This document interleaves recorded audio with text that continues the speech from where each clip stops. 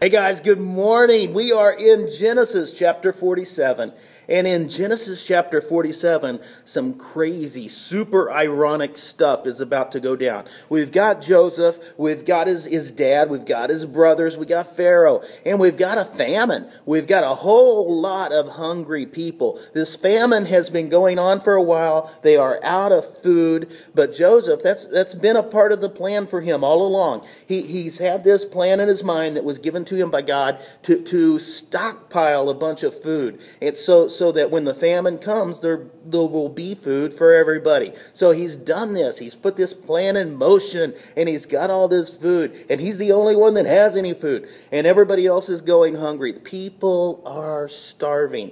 And they come to him, and they're like, we have to have some food. You're the only source. So he sells them the food. And they use all of their money. They give him all of the money that they have. And then they come back and they use all of their livestock. They give him all of their livestock just in return for just food to live. So they give him their cows, they give him their camels, they give him their goats, all of that, everything. And they run out of all of that. So they're out of money, they're out of livestock. So they come back to him and they're like, all we have are our land and ourselves. So he takes that too. He takes their land, and all of a sudden, all the land belongs to Pharaoh. Everything belongs to Pharaoh. And he takes the people, and Joseph makes slaves of the people, and the people become property.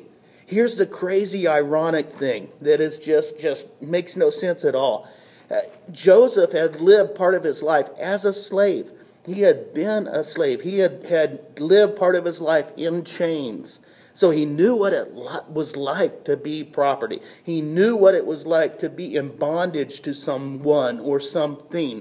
And here he turns around, and the one who was enslaved turns around and enslaves. The one who was a slave turns around and makes slaves of other people. And it's just one of those crazy things from the Bible that's always made me kind of go, what? What is this all about? Why did that have to happen?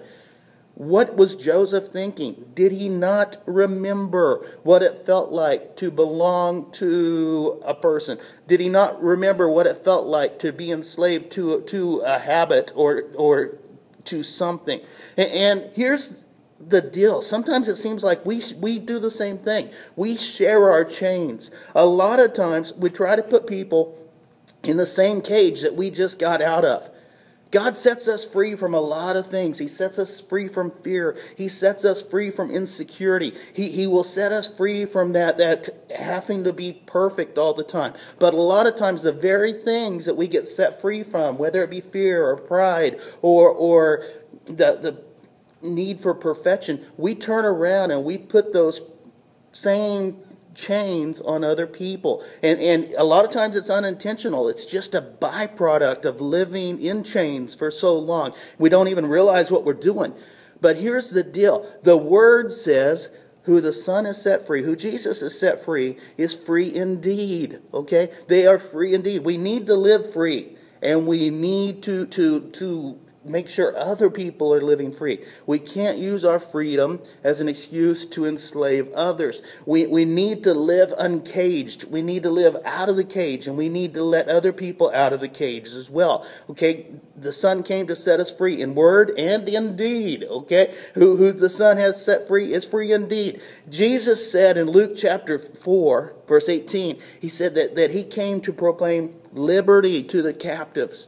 And we need to do the same thing. We need to be a part of that. We need to join him in just shouting out freedom to everybody around us. And God bless you guys. Have a really, really free day. Live free, live uncaged.